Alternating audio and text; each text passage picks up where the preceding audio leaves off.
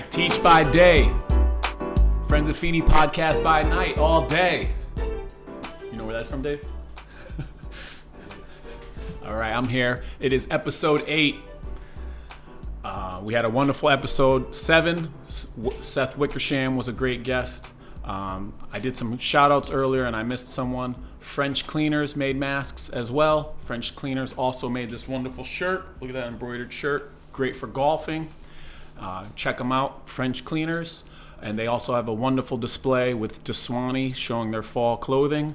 I love seeing friends collaborate. They're both Friends of Feeney sponsors. They're both wonderful businesses that care about our community. Done with the shout outs. Right to my friend Steve. I've known Steve for a long time. How you doing, Steve? Good. How are you doing? Steve, how you feel? I'm good. You look great. Thank you. So do you. I just want to start off by, we started off knowing each other professionally, and now we have a personal relationship, and I think you're a great person. Do you want to get into your profession? We're going to start right there. Yes. So I work at a company called Oak Hill in Hartford, which is the former Connecticut Institute for the Blind. And Oak Hill has many programs that it runs, and I work in one program of Oak Hill called N.E.A.T. N.E.A.T. N.E.A.T stands for New England Assistive Technology. And I've actually been employed there for just about 15 years now. And my title is Blind Services Vocational Manager. And what I do at N.E.A.T is I work with a team of other individuals, and we all have our specialty, if you will. And my specialty happens to be working with people with low vision all the way to people who are completely blind, and also people who are deaf and blind. And what I do for these individuals is help them find assistive technology to help them be independent or employed in their daily lives. And you do a great job, and N.E.A.T, is near and dear to my heart. You guys are like the Transformers. You guys come together. Like you said, you have all these different units. You have the Chapter 126 that does fitness. You have N.E.A.T. You have School of Oak Hill, and you all come together to this wonderful organization that helps people with many different abilities and disabilities. Correct? Yes, we do. How's your boss? My boss is completely awesome. Really? You sure? I'm totally sure. All right. Yep.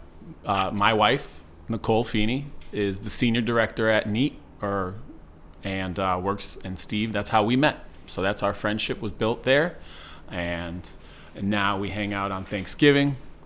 He does more chin-ups than me when we have a chin-up contest.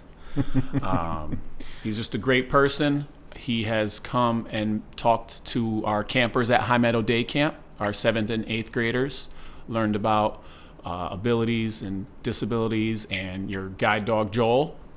Want to point out that you have your buddy with you? Yes, I do. I have a 10-and-a-half-year-old German Shepherd who is my guide dog. His name is Joel, and he is from an organization called Guiding Eyes for the Blind.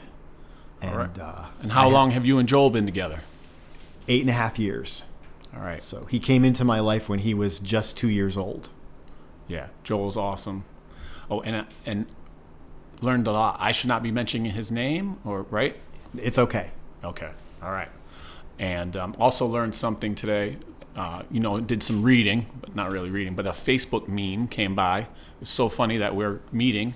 That if a guide dog walks up to you and they're not with someone, you should follow that guide dog because maybe their person needs assistance. Did you know that?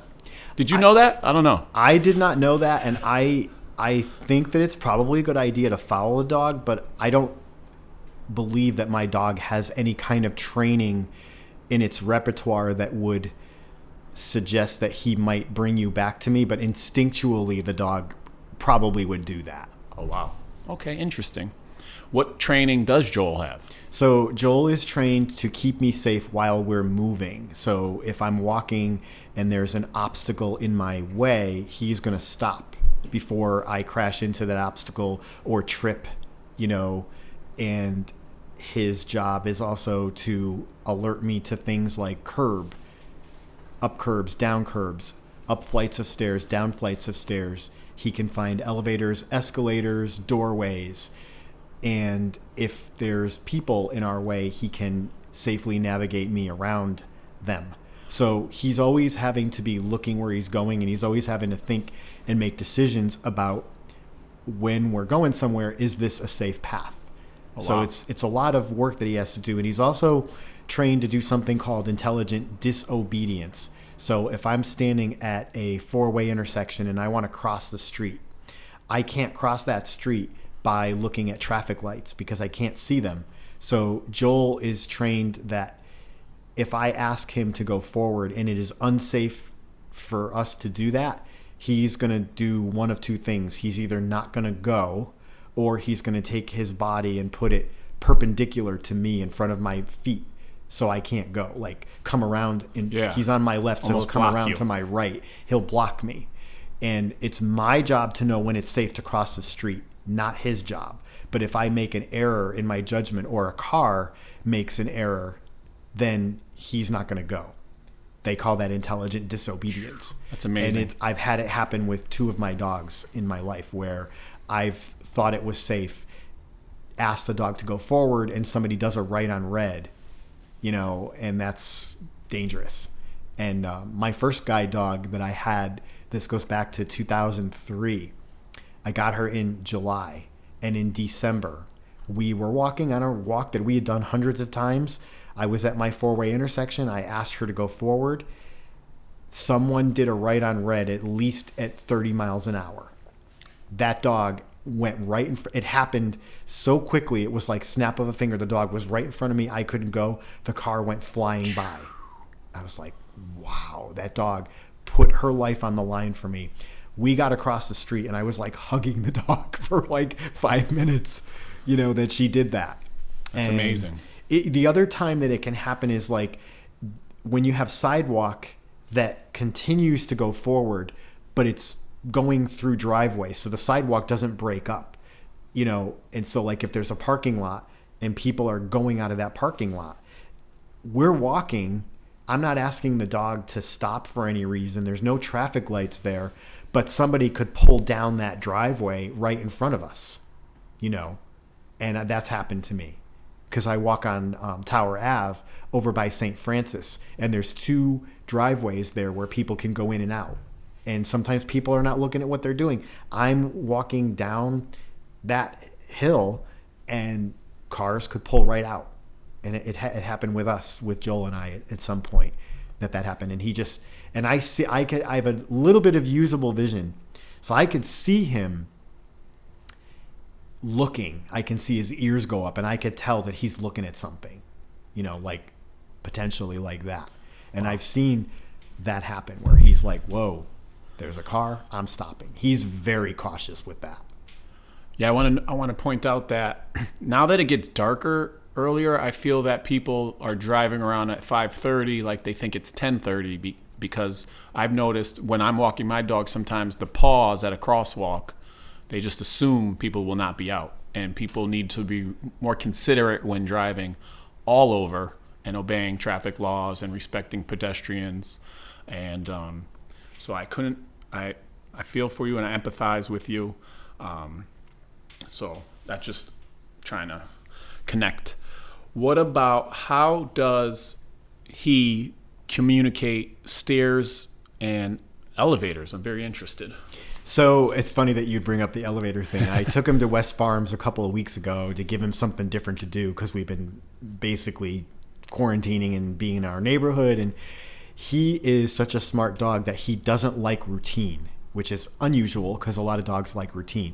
So if I take him on a walk for 2 or 3 days in a row, by the third day, he's totally bored. He's like, whatever. And so I took him to the mall, and I had been to the mall with him maybe 6 months ago, and we had to use the elevator. And so I told him, I knew we were up on the second floor, and I knew we were sort of near the elevator, and I said, to the elevator. And he took me to the elevator, and I reached in. I have a treat pouch that I wear on my waist, and I gave him a treat for finding the elevator. He took me right to the elevator and put his nose on the elevator door. So I'm like, here's the elevator. So the other day when I was there with him a couple of weeks ago, we were walking and I had no reason to go to the elevator, and he went right to the elevator, stopped and looked at me like, we're here, where's my treat? You know? So I can ask him to the elevator, to the stairs, to the door. And when he gets to those things, he's going to stop. Obviously, with the stairs, he's going to stop because there's danger there. Like if the stairs go up and he doesn't stop, I could trip going up the stairs. If the stairs go down and he doesn't stop, I might fall down the stairs. So he's going to stop. Even if I don't ask him, and I'll play tricks on him. Like I know when I'm getting to the stairs somewhere that I know he knows. So I won't say to the stairs and he'll still stop, because that's what he was trained to do. You stop because something in the environment has changed, and I have to stop to indicate that to my person so that they know that. Wow. The other thing that he'll do is I like to take him for walks on Thursdays, because in our neighborhood on Thursdays is trash day, and people put trash cans in the middle of the sidewalk. And if they don't do it, the trash men will take the cans from the side of the road and put them back on the sidewalk. So when we're walking down a sidewalk that would normally have a clear path, we get to a trash can, he's going to stop so that I don't crash into the trash can. But when I ask him to go forward, he then has to think and make a choice about which way can both of us fit past that trash can without either of us touching the trash can or anything that's either on the left or on the right. So most of the time when I'm walking with him, the road is on our left, and the right may or may not be wide enough or safe enough to get by. So when he stops, I ask him to go forward. I'm not asking him to go left or right. That's not up to me to figure out, because I'm the blind person. He's the dog. So he has to say in his brain, if we go to the right, can we both fit through without crashing into that trash can? If we can, he's going to pick and he's going to pull to the right when he goes forward. If we can't, he's going to go to the road. But the road is always the last option. And they train these dogs to figure this all out. I don't know how they do it, because I'm not a dog trainer, but I know that they make them figure this out. And I remember clearly when I had gotten my first guide dog on our second week of training, the trainer took us on a route that we had done before, and it was trash day. And we did only a 10-minute walk. And we got home, and the dog crashed on the floor and like fell asleep. And I said, why is the dog so tired? And he said, because when you make a dog think, that's what makes them tired quickly. You could run a dog forever and ever, run them and play with them, and if they're not thinking, they might be physically tired, but when they have to think and they have to make choices like that, that mental stimulation is what will make them tired. Did not know that. I did not know that either. That's fantastic. I did not know, and I learned that from my training with my first guide. And how many guide dogs have you had? 3. This Nice. is the 3rd. What is the average time spent with a guide dog?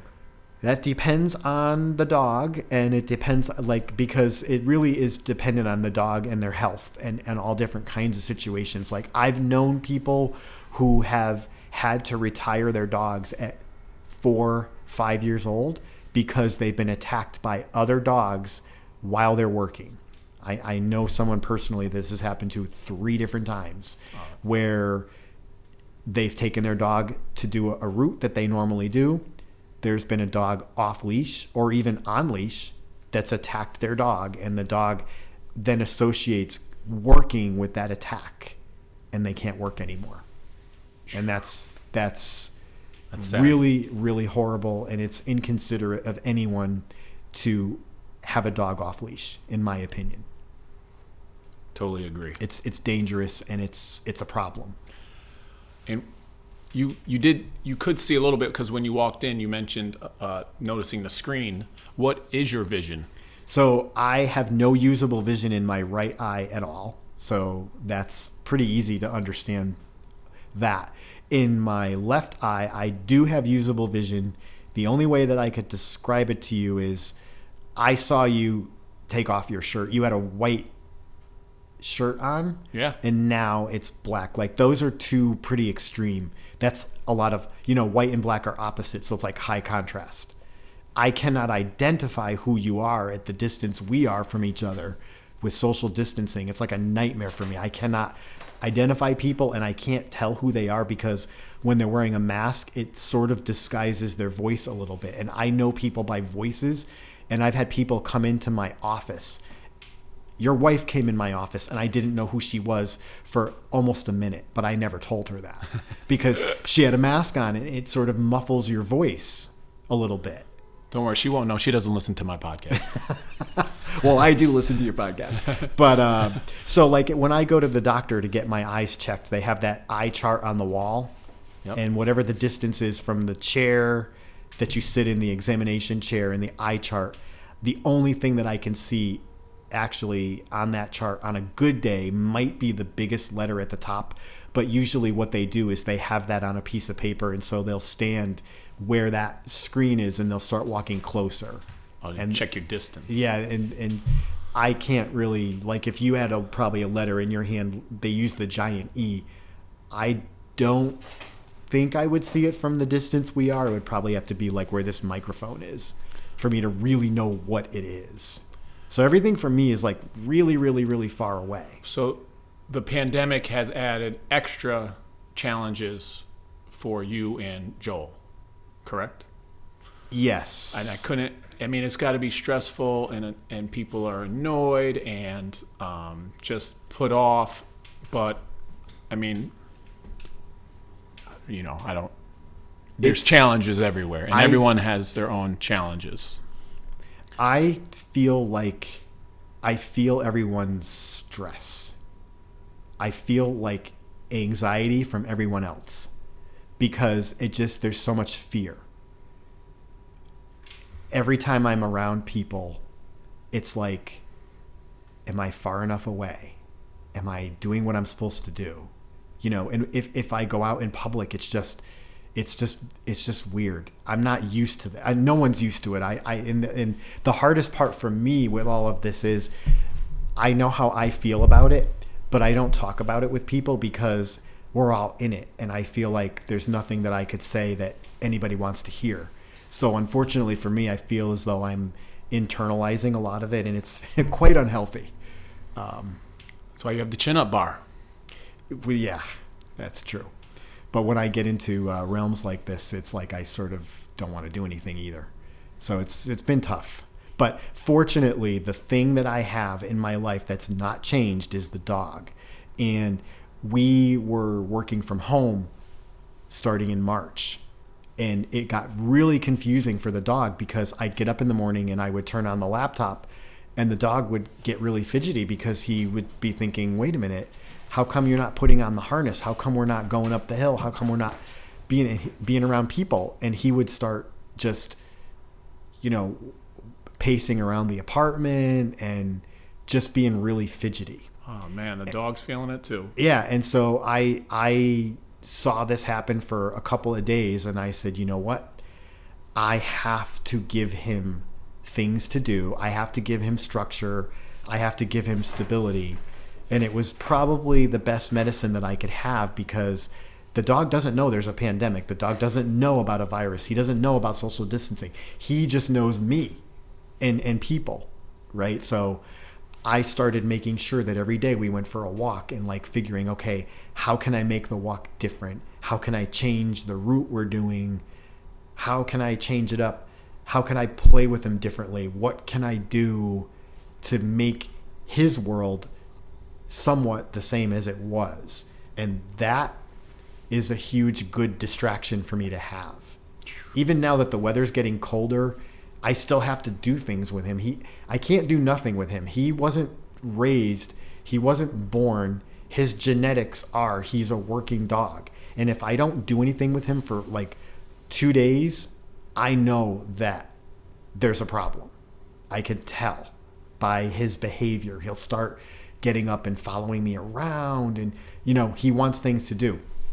This summer, he had to have 2 surgeries for a non-cancerous tumor that we found right in between his 2 front legs, like right here. And it was right where the harness goes.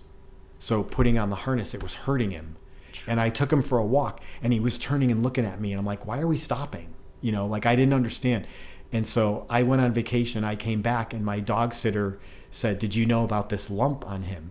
And I said, "No, I didn't know." So I took him for a surgery, and the surgeon was unable to do the surgery. When she got into him, she said, "I cannot remove this mass because it's tangled up in muscle and bone. So you need to take him to a specialist." So they put him back together, and she said, "He can't work for 2 weeks. He can't have any physical activity for 2 weeks."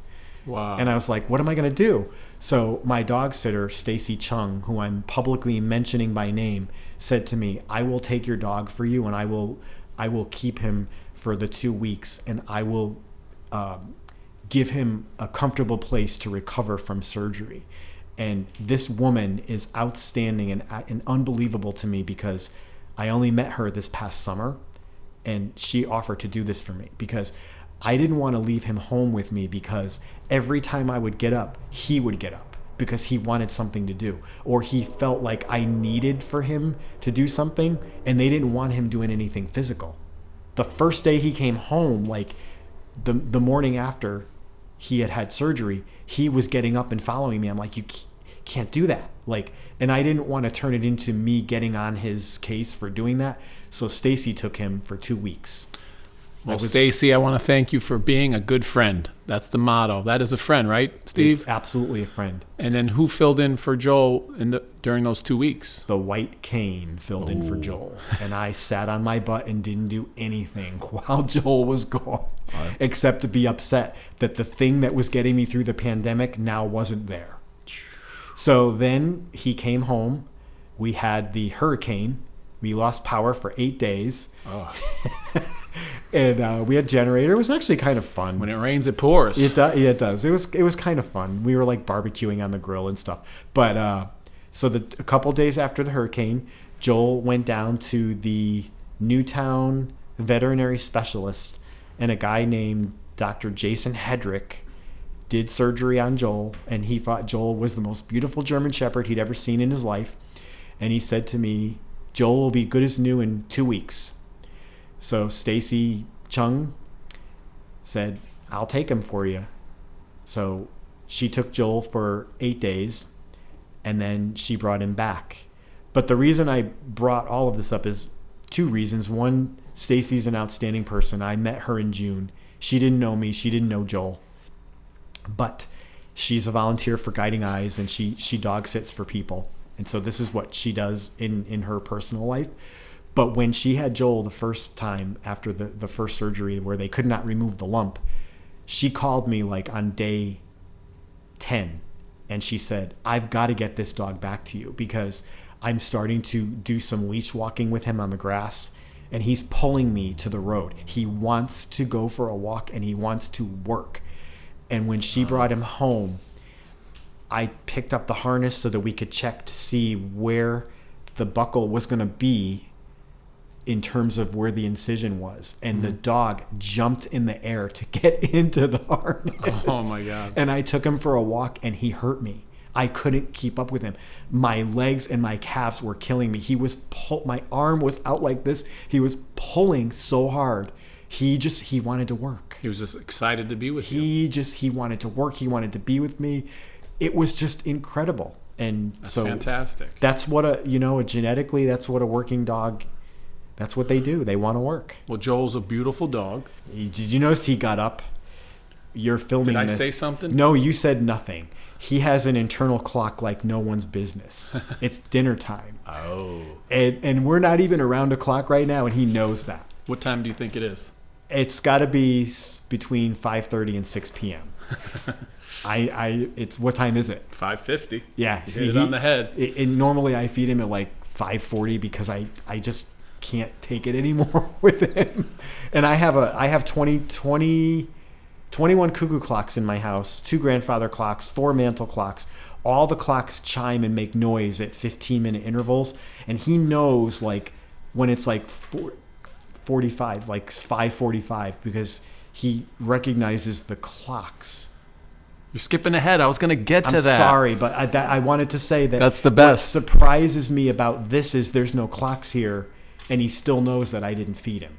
I mean, I love you. It's like a clock museum. And I was there on the hour, and it is amazing I mean, I don't understand how you sleep. We're going there, so let's go Okay. there. Clocks. So Go back. You've how many? 22? 21 cuckoos, 3 or 4 mantle clocks, 2 grandfather Grandfathers. clocks, and a wall clock. It keeps growing. And they're beautiful, custom made, like couple from Germany. Yeah, all the cuckoos are from Germany. They You come- know a store that makes them and have a good connection with. Yeah, I know lots of repair people too. Oh yeah, repair people. I mean, it's a party every hour. It's a party. Pretty much. Do you have it set where they don't go off during the night, or No. do they go off during the night? No, I want them going off all the time. What makes you? What do you like about it? Every clock that I have because of the way they sound. Like, I've never gone online and purchased one because all you could get is the picture. When I was a kid, my dad used to take me to a place in Waterbury called the Clockmaster. Yes, It was Waterbury. Sorry, I Yeah. gotta shout him out. Waterbury, Yeah. born and raised. Go ahead, continue. So I used to go there every Friday after Thanksgiving before it was known as Black Friday. And we would go there and they had a whole wall full of cuckoo clocks. And I would make the sales guy like set off certain ones. And I never bought one that I didn't like the way it sounded. Now, And- Waterbury has a Timex building. Does it have something to do with the Timex building? No. In fact, the place that I used to go, that place where I got most Was it of just them, a store? it was a store and What- it no longer exists. Oh, what street was it on? Wolcott Street. Oh, all right. It was past when you the were, mall, the old mall. It was when you go past the mall. You know how they had ShopRite, like ShopRite, going down. yep. It was like past ShopRite. There's a it Arby's, was on the corner Pie Plate, past that, like going down, Dominic and Pia Pizza, down. Scoreboard. Keep going? Like keep going. Like, you know where ShopRite was on the left, Chuck E. Cheese. like down. Going towards downtown more. Yes, Oh, yes, wow. yeah. That Yeah, there's the- a corner The there that it business was is kind on. of stopped down there. Yeah, it was like right at the end of where the businesses stop. It was on the corner of. Oh, interesting. Yeah, it's not. Love It hasn't been there for many, many years. But so I would pick out 3 clocks that I liked, and I would say, "Dad, I like that one. And Dad, I like this one. But Dad, do you see that one right there? Dad, that one." Very transparent. He would say, "Okay, I'll have to talk to your mother when we get home."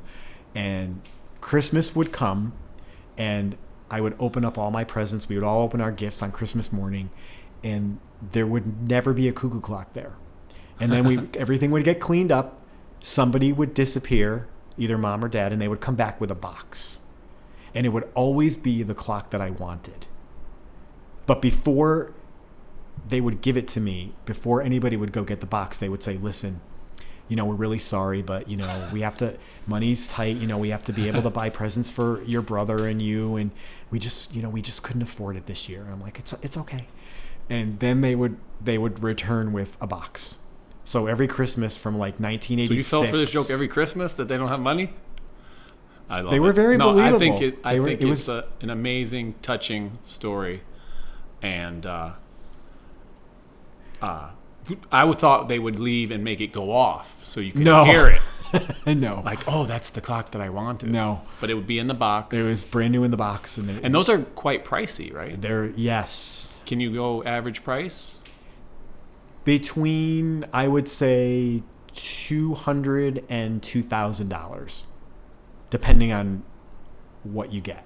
Yeah. Not back in those days, they weren't quite that high, but that's what they are now. So can you go on Antique Roadshow? It's a show that sells old items for Right. big time, big bucks. What's your most valuable? Actually, in terms of money, I have one. I bought a grandfather clock when I first moved to Hartford, and that is the most valuable one that I have, just because it was a $5,000 clock, but when I got it, it was before Christmas, and they had a sale. It was 50% off, and it was a lot of grandfather clocks are made by Howard Miller. They're a very well-known clock company, and I almost bought a Howard Miller grandfather clock. But the salesman said to me, "I want to show you this clock. It's made by a company called Henschel, and they're out of Vancouver. And they only build these clocks when someone orders one. So if you buy this clock, you're not going to get it for about 3 months because they're literally going to go in the woods, cut the tree down, or get the wood and then build the clock." And Wow. I got that one because of that. I'm like, I know I could get a Howard Miller, but like I want this one. So Howard Miller's a good one. What's Yes. another couple good? Seth Thomas I've got several Seth Thomas mantel clocks and a Seth Thomas grandfather clock that my grandparents had. That's what really got me into this whole clock thing. When I was 6 years old, my grandparents got a grandfather clock as a gift, and my grandfather taught me how to wind the clock and all about the chimes, and we would wind it every Sunday, and I couldn't stop. So you wind it on Sunday, it would last the week? Yeah, it runs for 8 days. Oh, very nice. And would you be able to go in the back and adjust when it chimes? Can you adjust the times? Like, you have them chiming at different times. Is there a possibility that you can go in and get them to all chime at the same time? It's hard to do that. Some of them you can. The grandfather clocks you can. The cuckoo clocks are really hard to do, because the grandfather clock has the pendulum. That's that thing that swings back and forth. Yep. And there's a ball on that pendulum. It's called a pendulum bob. And underneath that ball, there's a screw with a nut. And when you turn the nut, you're either raising that bob or you're lowering it. Yep. If you raise Which it, the clock will run faster. pendulum, if you lower it, it goes slower. So because you can turn that nut, you can make a clock like that pretty much run within a minute of the time, or even better. With a cuckoo clock, the bob and the stick is made out of wood, so you have to slide it down. So if it gets loose, it might drop too far, so it's not as precise.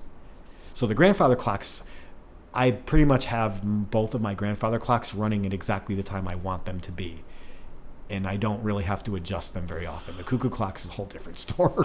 My father-in-law was moving, and they said the most important thing to do when you move, when you take those pendulums out, label left and right, because they're like an ounce or two off. Oh, the weights, yes. And if you put them back in, the wrong side, yes, you're messing up the entire because pendulum. Each weight has a function to it. And it's like, it's not like you could just pick it up. Oh, this one's heavier. Like, it's like so precise. Yep. So label them. Very true. Hint. Or pro tip of the day from Steve, the clock guru. If you label them. Or that's actually not even from your tip. That's my tip. Yeah, that's it. Feeney's tip of the day. Yeah. If you would have a clock tip, what's your clock tip? Just call me. All right, Steve Famiglietti, at Steve with N.E.A.T on Twitter, right? Yes. We're going to get you some clock followers. Oh. You got to get a side hustle. Clocks. Yeah, I do. We'll start clock podcast, clock Twitter page. Or we could talk about my other hobby. Yes. Oh, right. You want to get into it? Yeah. So you mentioned Nicaragua earlier. I did. You mentioned weather. I did. You mentioned wind. I did. So I am a storm chaser. Oh. Or I shouldn't say it like that. I'm somebody who goes on storm chase trips. And I've always been fascinated by weather. The same grandparent who got me into clocks kind of got me into the weather. My grandfather, my Grandpa Rocco, he was very into nature. He had a garden that he would do, and he was always pointing things out to me, like outdoors. And we would sit on his front porch and eat ice cream and listen to the crickets.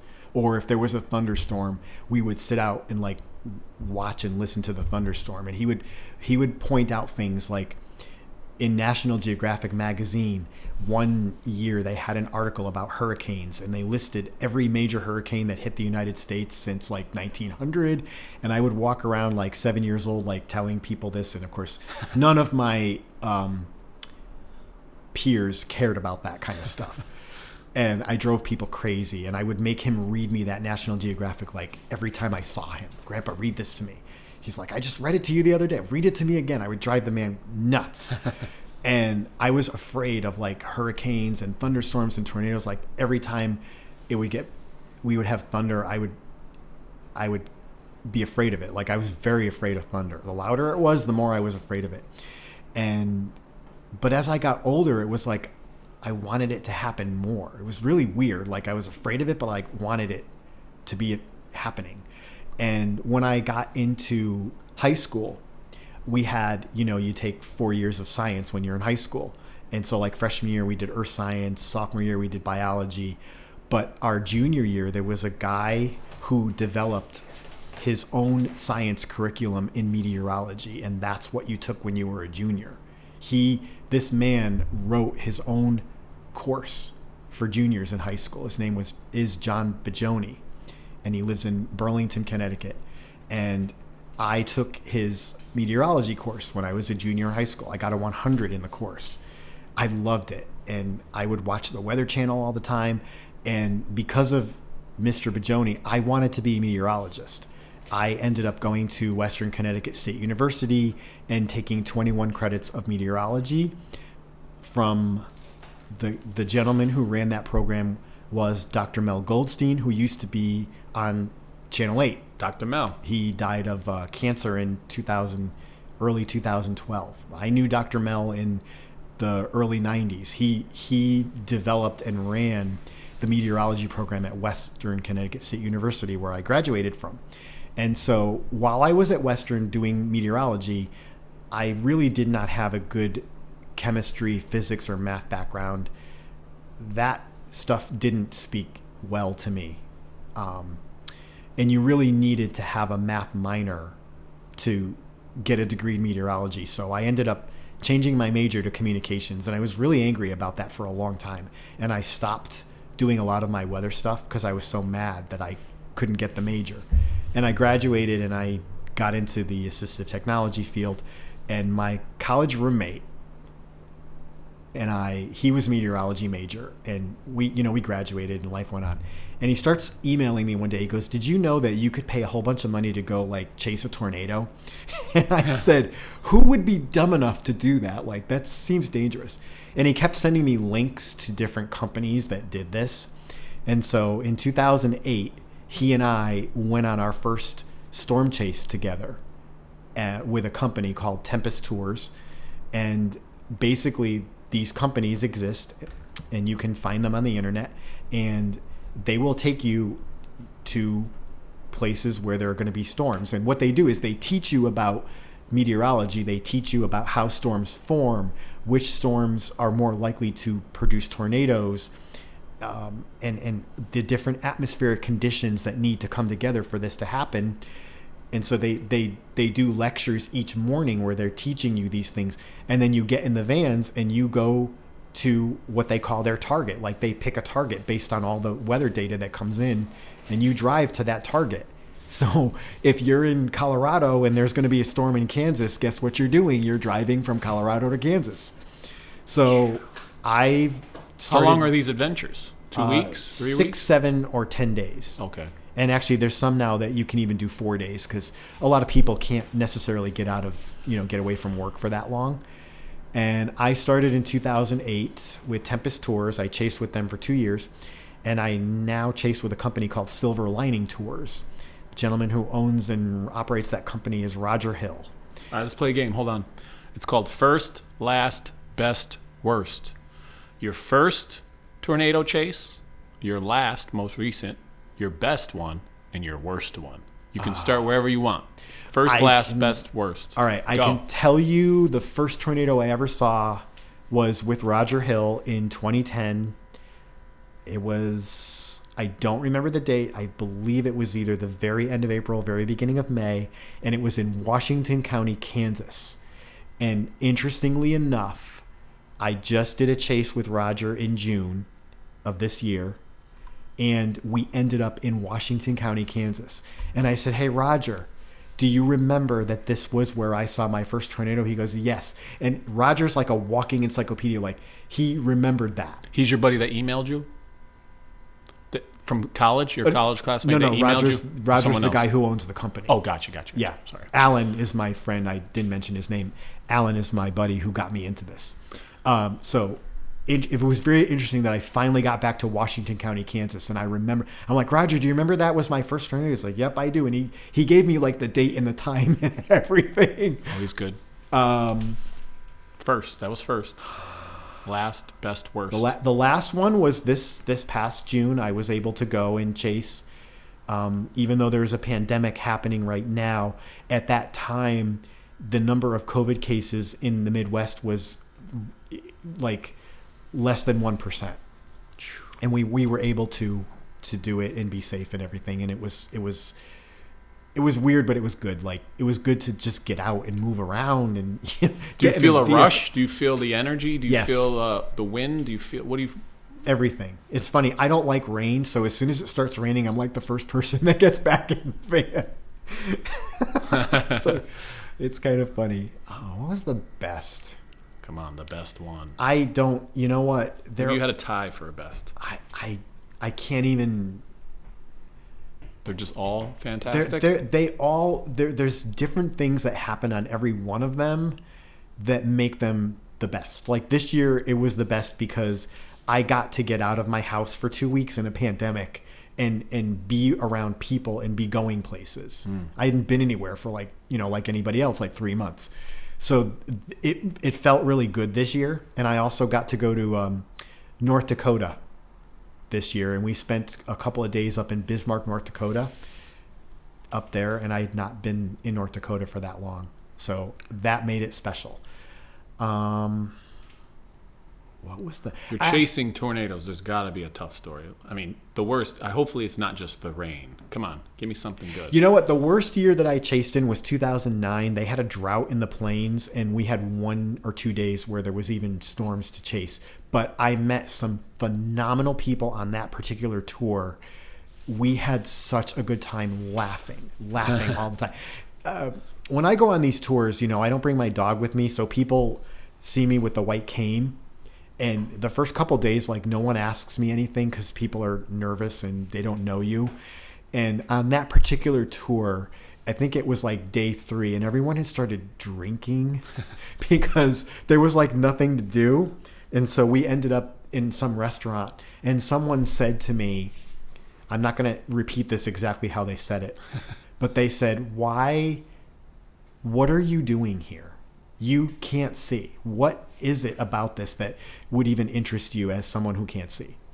And I had to explain to them that I love lightning, I love hail, and I want to see a tornado. Like, even if I can't see it, I'm sure we'd be close enough that I could hear it. And I like everybody else's enthusiasm for weather, and that's why I do it. And now, really, with Roger as our tour guide, he owns a company called Silver Lining Tours, which I might have mentioned earlier, but Roger has been chasing tornadoes for 30 some odd years, and he can tell you every tornado he saw, everything it did, what the date was, everything. When you put that man in front of a storm or a tornado, he's passionate, enthusiastic, he's yelling, he's sometimes swearing. It is so much fun. I laugh at Roger, and it just feels good. It's hard to explain, but I mean, it's that exciting. keeps us sane. Everyone needs a hobby. Everyone needs something fun to do. You have a common interest. You're among people that are all excited about the same thing. I mean, that's how friendships are formed. I think that's great. I think that's a great thing you're doing. I give you a lot of credit because I'm not chasing storms. You could come chasing with me one year. There's nothing. What they do when you're chasing is they have a radar. They've got a laptop with a good connection to the data, and they're looking at the radar. And that's overlaid with GPS and a road network. There's between 10 and 25 people on any given chase. The people who run the company are not going to put anybody in unnecessary danger. So Roger will be looking at the radar, and you can see where the hail is on the radar. You can see that, and he can tell how far away that is. And we're not going into baseball-size hail. We're not doing that because it's going to break all the windows in the van, and then you can't chase. And if you think about it, a baseball-sized hailstone is falling from 50,000 feet or higher. If that hits you, that's going to kill you. Whoa. We don't want that. Now, this is not to say that Mother Nature couldn't throw a curveball, but in general, they have that information at their fingertips, and they're not going to take an unnecessary chance with 10 or 20 people. If he goes out chasing on his own, he might take a lot more risks than he would when he's got paying guests on a tour, So I've talked to people who have gone chasing with friends of theirs, like after they've gone on a chase with a company, and they've told me that they were scared because they felt like the people that were in charge didn't know what they were doing, didn't know what they were looking at. And I know that Roger and the other tour guides know what they're looking at. And when he says we have 5 minutes and we're leaving. You get in the van and you go. You don't wait until, like they're closing the door in the van. I feel like there's a newspaper article, or you were on the news about this. Yes. 2 or 3 years ago. Was it newspaper or TV? It was TV. It was last November, Channel 61. Jen Bernstein came to my house the day before I went chasing, and she did a story on me, and it was aired last November. Very nice. Yeah. You got to send me the link. I'll put it on the link of the podcast. Oh, sure. Yeah. And then I also want to link Tempest Tours and Silver Lining Tours. Yes. And what about the dog link? Guiding Eyes for the Blind is the name of the school where Joel is from. Blind. And I can give you a link for that, too. Man, you have been mentioning so many fun hobbies. There are people, someone in my family that, I'm just going to stay in the house and you're so busy. You got to get out there and do things. Right, Steve? Yeah. And people need to follow in your footsteps and get out, go past their comfortability level, challenge themselves. And I really look up to you when you do that. You chase storms. So if you hear something in the woods ruffling around or something in the basement, are you going in the basement to go look? Or are you going in the woods? No. But yet, a humongous tornado, you're like, hey, let me go check this out. So I got that clear? I just want to say, I keep telling Roger, can we please find the mile-wide tornado in the field? I want to see one like that so bad. And what it about hasn't happened yet? Tornadoes in Kansas? Anyone drop any cheesy jokes about some famous movie? Twister?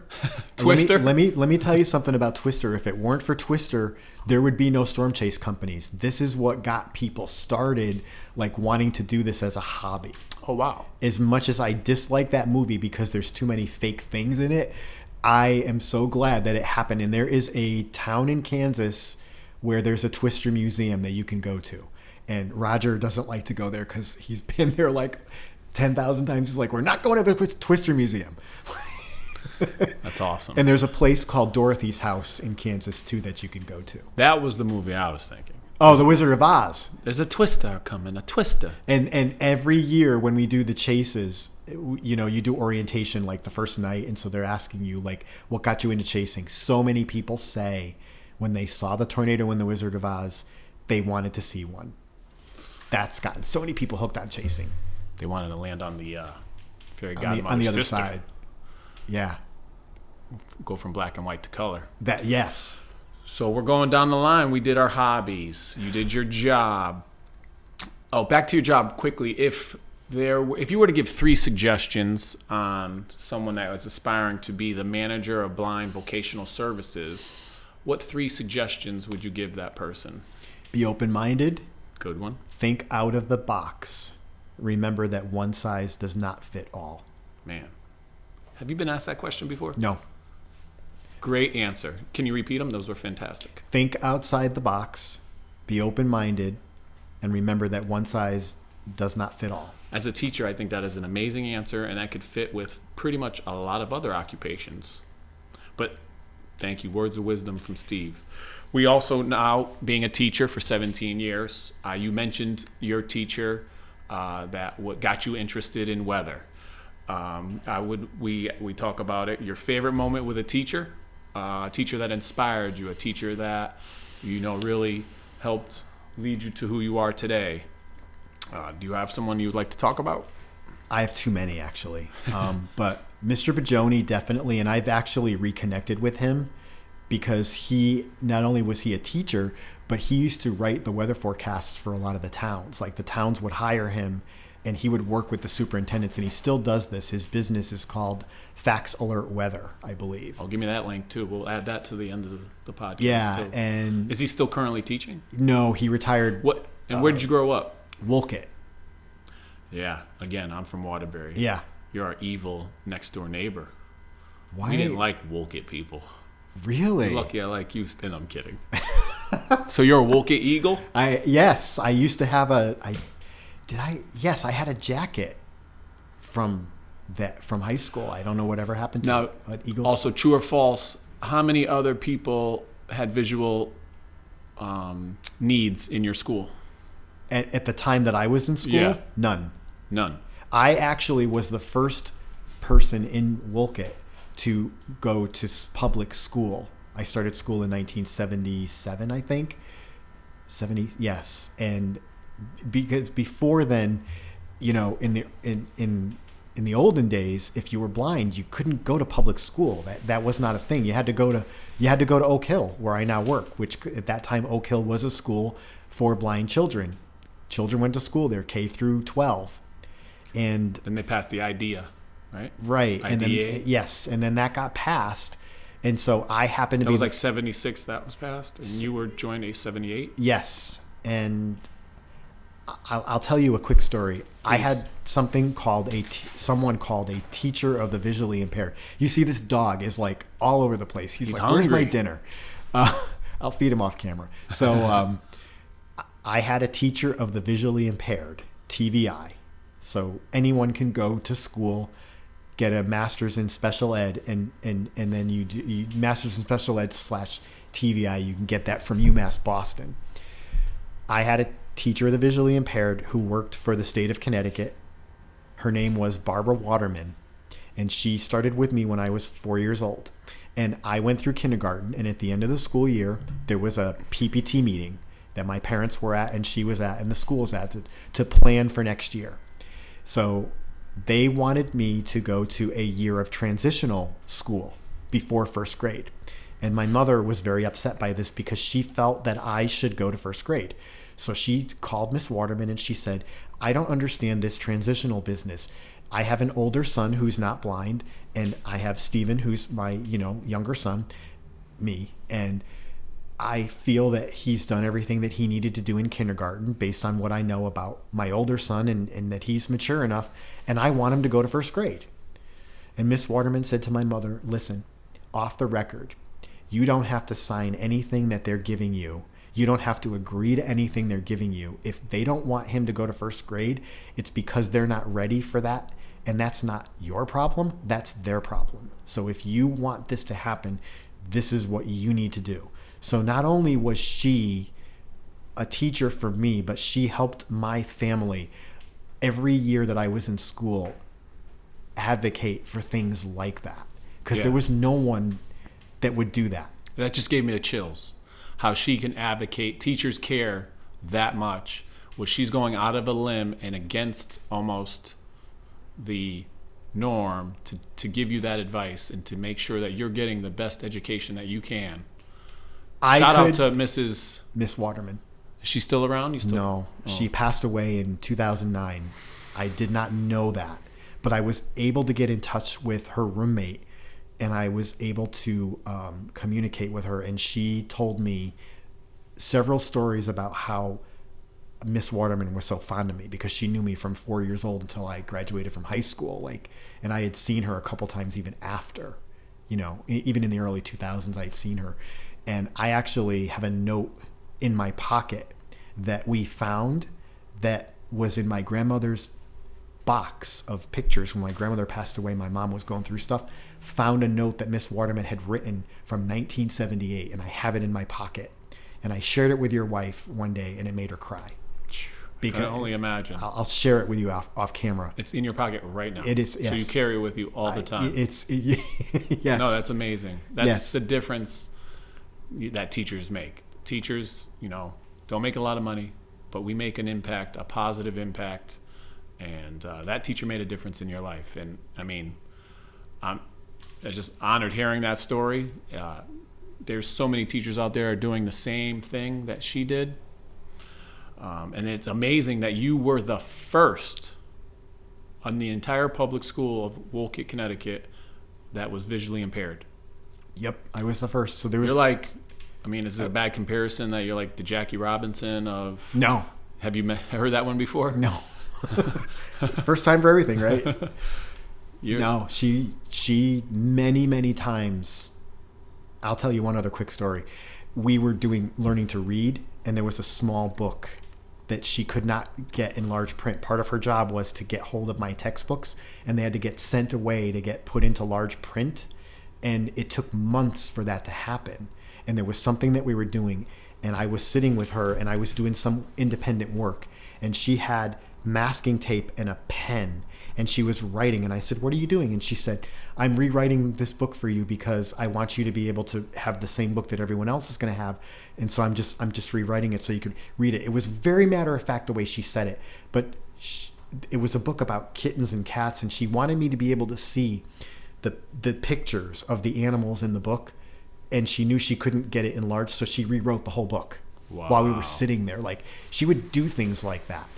On a Saturday, she took me to the Clock Museum in Bristol because she knew I liked clocks. On a Saturday. Going above and beyond. Always, always.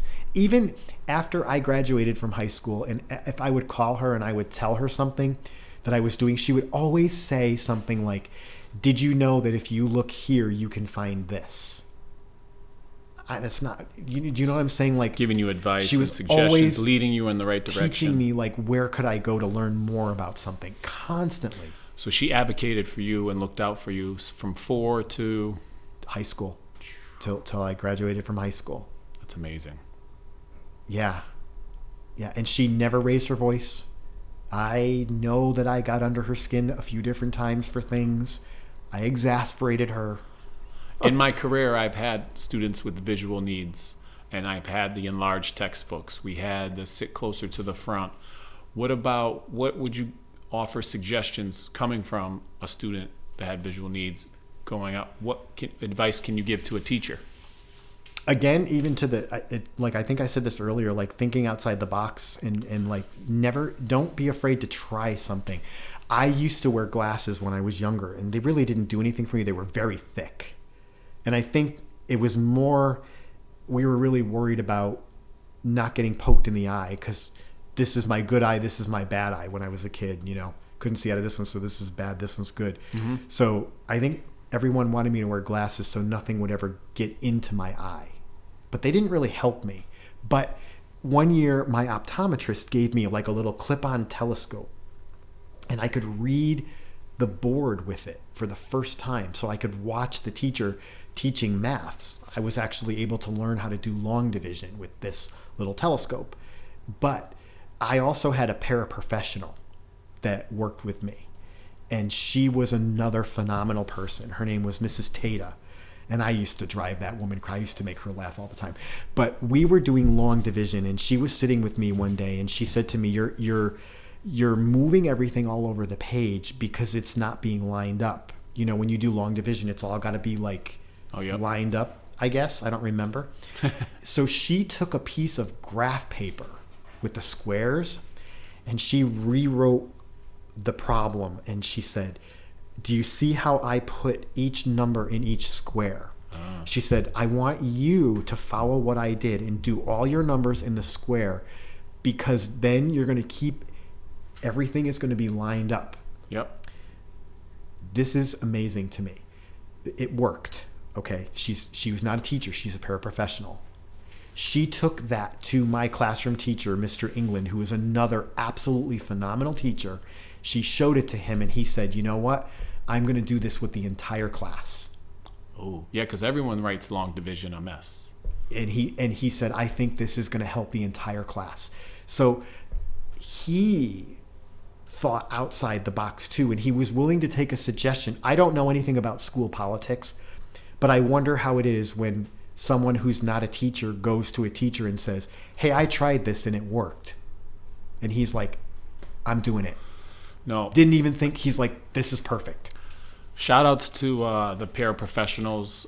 Everyone that I've worked with, especially currently, they're amazing. They care so much about their student. They sometimes sacrifice their lunch. Sometimes they do things that aren't even in the contract, and they're amazing people. And thank you. This is almost like a podcast of teachers and paraprofessionals. You constantly with the shout outs, and I think that's great.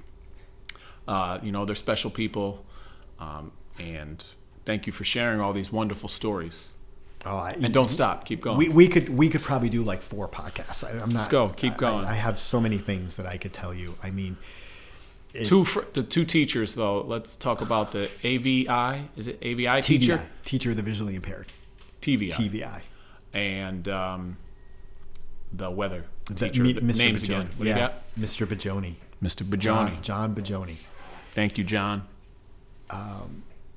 When I reconnected with Mr. Bajoni, I wrote him an email and I said, hey, I got your email address because his forecasts get emailed to the schools, and one of my best friends teaches in the school that I grew up in. Now he's a music teacher, and he forwarded me one of Mr. Bajoni's forecasts. So I wrote Mr. Bajoni an email. I said, I don't know if you remember me or not, but this is who I am. And he wrote me this long note, and he goes, I remember you.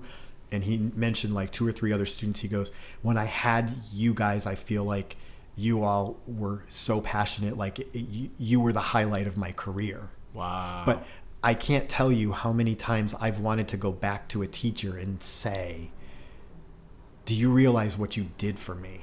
Like, I had 99% of my teachers were good teachers. I had one teacher that was horrible, but the rest of them were amazing. And I just kind of wonder, like, if I were a teacher, I'd probably wonder like how my students were doing in 20 years, and I'd kind of like to know, like, how did they turn out? And I think for me, because of all the challenges that I had, especially as a child, I didn't know how to communicate to a teacher what I needed. I didn't even know what I needed. That was Miss Waterman saying, here, when I couldn't read the pencil that they were using, she went to the store and found a flare pen and gave it to everybody and said, she tried it with me and said, hey, let's use this.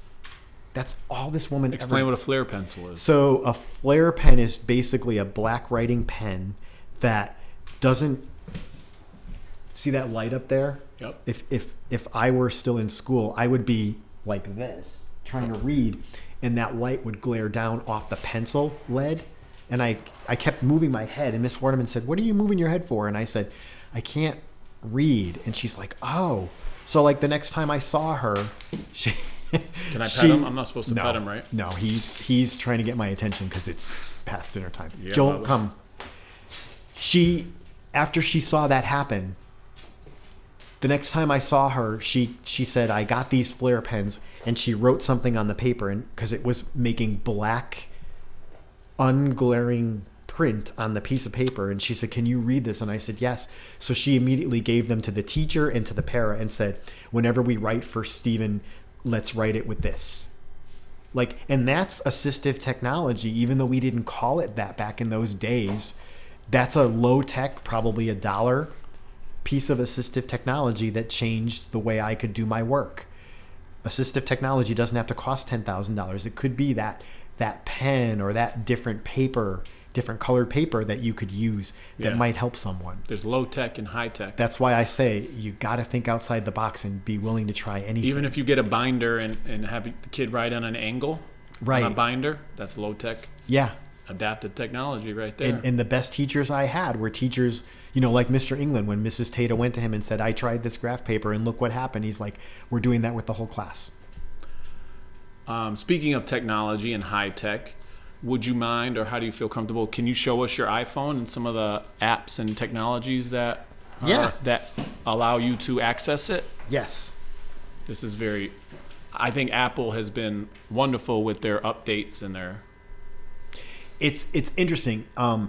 So I want to just go back a second and talk about assistive technology, because as I grew up, I used some of those things that Miss Waterman had implemented for me, and I used some other pieces of assistive technology. But when I was like in my late teens and early 20s, I pretty much denied that I had a visual impairment, and I always used to say, I'm not blind. I'm not like all those other people. I really did this. I'm not kidding you. I wouldn't use a white cane.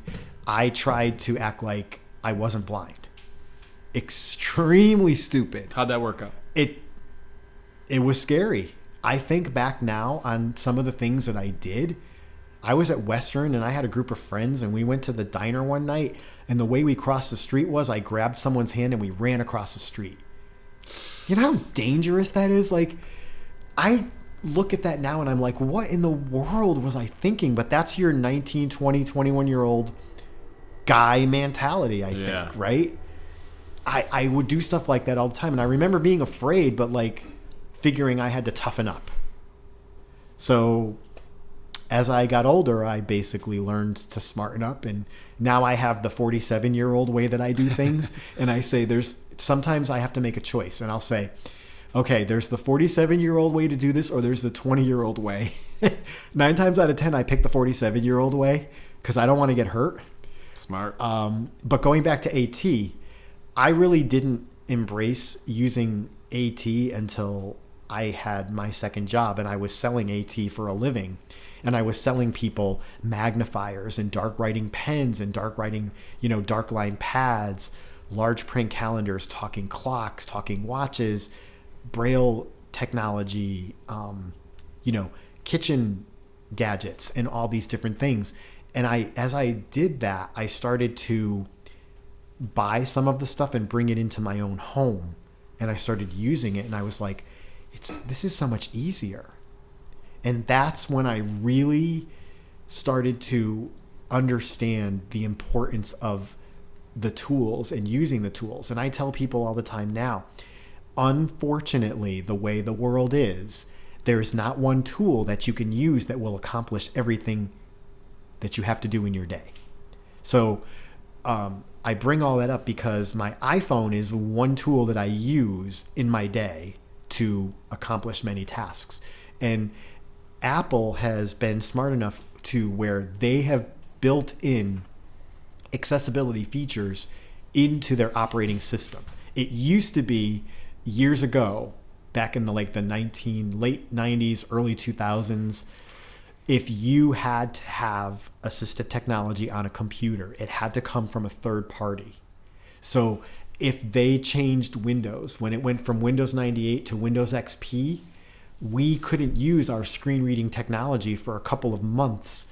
You had to hold off on XP because the company that made that screen reading technology had to catch up to Windows XP. They didn't have the architecture that they needed from Microsoft. Microsoft wouldn't even give that to them at that time. But when Apple came out with the iPhone and they built VoiceOver, which is a screen reader into the iPhone, when they did that, that changed the architecture of the field of assistive technology because they built it into their operating system. It wasn't something that was an afterthought by a third party. Yeah, kudos to Apple for that. Right. And so now, because Apple did that, Android does similar things. Google does similar things. Microsoft has made huge progress in their accessibility in Windows now. It's becoming a situation where the third-party software still exists, but when I have to do a consultation or an evaluation for someone, I can now recommend free solutions to people, which is awesome. Yeah. And because when you start involving money into assistive technology and you're involving the school system or the state, then it's taking time because bureaucracy has to happen. Politics happen. If money has to get spent, it takes time to spend that money. But if we can recommend like magnifying the screen right in Windows for a student, and that can happen right today, then they're getting that access they need immediately and not having to wait for a purchase order to get cut for someone to buy, a third-party piece of software. So, do you want to hold it towards me over and show something? Yeah, don't you drag your finger? Yeah, right now I have VoiceOver turned off. I'm going to turn it on, and it's going to talk, and it's going to talk really fast. I'm going to slow it down. VoiceOver on. Messages. I've got an older phone. I'm going to slow this down. Character, words, speaking rate, 60, 55. Okay, so now you see... Cellular, 4. Messages. Messages has a box around it. Yep, I see. That is the VoiceOver cursor. So now I can navigate around my phone, and I'm doing this backwards, so it's... Calendar, Wednesday, November 18th. So it just went to calendar and it read me the date. And I can navigate with one finger, one item at a time, forward or backwards. Photos, camera, maps, notes. Or I can go backwards. Maps, camera, photos, calendar, messages. Find our text from earlier. You want to read a couple of those? Yeah. I think they're all appropriate. They are. I'm gonna do this fast. I'm gonna turn it off. And I also have my phone in dark mode. Okay. Black background with white text. Yep. Works well for me because you're taking that glare away. And I have the font blown up to 100%.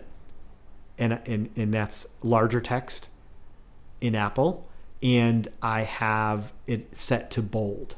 So so what I've basically done is taken a look at all the different accessibility features that are built in here, and I'm using all the ones that I can use. Work best. So I'm not just using VoiceOver. Like I could, right now VoiceOver is turned off, and I could read all these texts myself. But when I get tired of doing that, I turn VoiceOver on and I let it do it. Gotcha. So I think this is actually from your wife. So I can turn it on and Voiceover on. Messages. Message. Conversation. Nicole here. so when she got to my house, she said here, and I said, Your iMessage. Okay. 4:12 p.m. and I think I can scroll backwards through these. Nicole here. 4:41 p.m. Delivered. Heading. Vertical scroll bar. 10 pages. Delivered. That's awesome. Heading. I also iMessage. feel Okay. my background is set to dark and black with the white font, and I feel it's easier on the eyes and it's better. I don't know. Someone suggested it to me, and as soon as they did it, my eyes and my head and my headaches, and it was just like a good visual friendliness. It's a break. And a break for the eyes, right? Yes, you're looking at screens as a teacher. You're looking at screens constantly with a black background. I suggest the black background if you're listening. Yep, Well, it's thank you called for dark sharing. We mode. had dark mode. Sorry. We had a little show and tell. Yeah. And Yeah. I just want to thank you. I think you're a wonderful person. You do a great job at N.E.A.T. Someone I know speaks very highly of you. She may or may not be your boss, but you're doing a great job. You're helping others. You have a wonderful story, and I just feel honored to sit down and talk with you. Maybe someday you can get me to chase a storm. That's a big if. I don't even like going in the basement when it's dark, I run downstairs to turn off the light and I run back up. I just don't want something to get me, I understand that. So, but someday we'll chase a storm, continue to do your push-ups and chin-ups because we have that friendly competition. This whole podcast was just like a promotion of teacher assistants and paraprofessionals and teachers. So thank you for that. That means a lot to me. And then your sharing of your assistive technology, and Joel was wonderful and well behaved. So N.E.A.T, New England Assistive Technology. If you could look them up at Twitter, N.E.A.T with Steve. If you want to contact Steve, it's 860-286-3100. And it's Steve Famiglietti at oakhillct.org. Steve, you're the man. Any closing remarks? Yes, I'm going to try to be really short with this, but I have brought a check to donate to your friends of Feeney. Whoa. Because I know that what you're doing is so important. And basically, I lost my dad 10 years ago to cancer. I was 37 years old at that time. I don't even want to think what that would be like if I was a kid. Okay? I still have days where that's hard for me. Life does not come with a book of instructions. And when I found out that that's what you were doing, you say you look up to me, but I look up to you in this organization that you're doing. I miss my dad every day. And this just touched me. And I said, you know what? I am donating to this organization because I know that if my dad were living, he would think this was so cool. So I just want you to know that this is huge to me. I've been thinking about this ever since I saw you last year at the trick or treat thing that we did. Oh, yep. And you were there and you were talking about what you do and helping these kids. I can't even fathom if I was 5 or 10 years old and I lost a parent. I sat with my dad when he passed away, and it was the best gift I could have ever had. But, that's a hard thing. And so I just want you to know how much I love this organization. So I'm really touched by that. That is I got a check in my unexpected. pocket for you. All right. Well, that's a pleasant surprise, and I thank you so much for your conversation, and I appreciate your generosity and your thoughtfulness. And, I couldn't imagine, again, I'm with you, losing a parent as an adult is completely heartbreaking. So, times that by 1,000 for a child. But I, again, appreciate your support, It was wonderful having you on here. We would love to have you come to an event, volunteer. You are a friend of Feeney, Steve, and I'm friends of Steve. So I should start. We're gonna get a shirt. Friends of Okay. Steve, friends of Steve. Right. Well, great way to end. I really like how you held that surprise to the end. That means a lot. It's special. This is Steve from N.E.A.T, and we're gonna end right there. I'm gonna shout out one more thing about French cleaners and the shirt. You want one?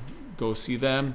And our next guests are gonna be Jessica Cortez Marquez, or Dennis House, or Chuck Minahan. But I don't know if they're gonna match up to Steve's interview. This was fantastic. 40 minutes with Feeney. We might be at 50 minutes with Feeney. But again, thank you again. We had a great conversation. All the links will be in the podcast. You chase tornadoes. You have a wonderful clock collection. You're just a wonderful person. Thank you, Steve. Thank you to all my friends. Contact Steve. He's a great guy. Thank you to Dave from Direct Line Media. And we'll see you next episode.